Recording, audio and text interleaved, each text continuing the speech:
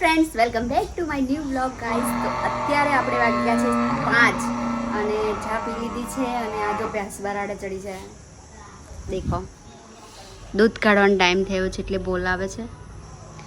So guys બહુ late આજે vlog ચાલુ કર્યો કેમ કે બપોરે સવારમાં ઉઠી પછી ઘરનું કામ કર્યું, દુકાનમાં ગઈ, પછી આવીને 3 બ્લાઉઝ સીવ્યા અને અત્યારે ટાઈમ મળ્યો છે તો હજુ બે સીવાના છે પણ થોડુંક મેં કીધું ફરી લઉં, વ્લોગ થોડો બનાવી લઉં. સો ગાઈઝ કન્ટિન્યુ રહેજો વ્લોગમાં. ચા પીધી છે, મમ્મી માસી જોડે વાતો કરે છે ફોનમાં, જો બતાવું.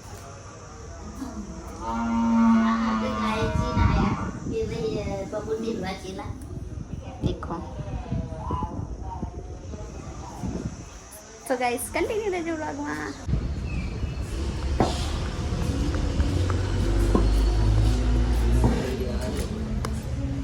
સારો દેખાય ને, બોલો.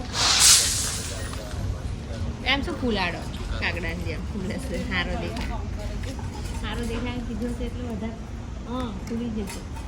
કામ કરીએ જ મારા સે બોલો. અલી બસ હવે તું લે ઉખેડિયા. પાવડા માસ્ટર તું છે તો તારે જ ઉખેડવું પડે.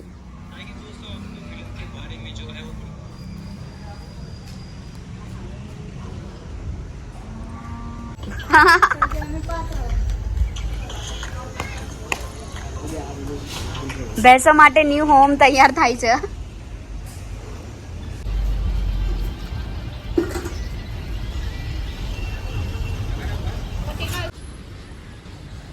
સો ગાઈસ અમે ધાબા ઉપર આવી ગયા છે. તમે અમારા ધાબા જોઈ શકો છો. બરફ જેવા લાગે છે ને તમને ગાઈસ, પણ જોઈ શકો છો એકદમ વ્હાઈટ. સો ગાઈસ આ છે ને ચોમાસામાં પાણી ના પડે ને એટલા માટે આ પેલું શું કહેવાય એ લગાડ્યું છે આ તિરાડોમાં ને એમ તેમ દેખી શકો છો તમે. વ્હાઈટ એકદમ. અને એટલું સરસ મોસમ લાગી રહ્યો છે ગાઈસ. ઓ પાગલ औरत. ગાઈસ એટલે બનાવી કેમ કે પવન બહુ છે, વાળ મારા બહુ ઉડે છે તો મજા આવી નહીં ગાઈસ. ચલો આપણે નીચે જઈએ. વાહ, નીચે જતા તો નીચે તો કામ બી પૂરું થઈ ગયું. વાહ, new home from Buffalo.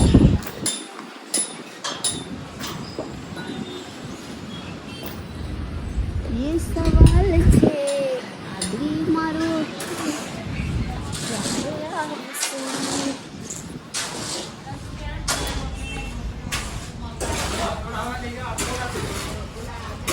New home from Buffalo.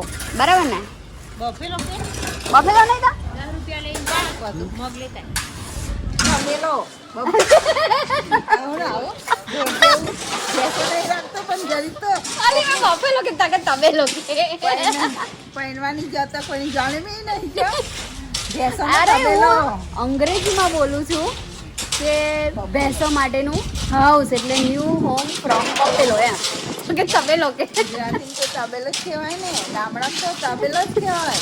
Right શીખવાડજો કોકને. ઓ તબેલો. બફેલો તો બફાયેલો કે છે, ગામડા વાળી એમ કે છે કોઈ બાફેલું છે એમ કે છે. ન્યુ હોમ ફ્રોમ બફેલો છે કે તબેલો કે તબેલો તો કહેવાય જ ગાઈસ. તબેલો રેડી થઈ ગયો છે. તબેલો તો ભેંસો બાંધેલી હોય એને કહેવાય. આ તો ભેંસો માટેનું ઘર બનાવ્યું છે ગાઈસ.